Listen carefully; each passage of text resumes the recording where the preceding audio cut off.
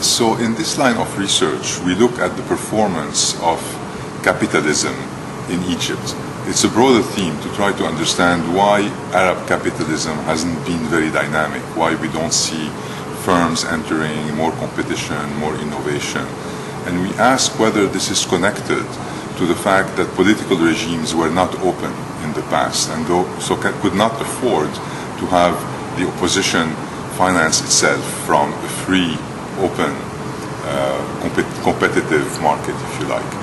And so we focus on privileges and cronyism and ask whether it is a system of privileges, cronyism, friends of the regime allowed to dominate the private sector that is the reason for these economies underperforming. We look at the case of Egypt, and we find that in many ways the answer is yes, that Egypt would have performed much better in terms of economic growth and job creation if the privileges and the exclusion were not as much at play.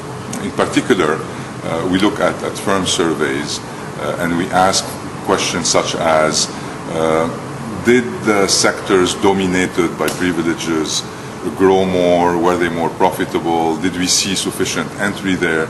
And we find that no, whenever there were privileges, for example, energy subsidies, whenever there was protection, for example, non-trade barriers, these sectors became dominated by friends of the regime that captured those rents, and that in those sectors there was not very much entry.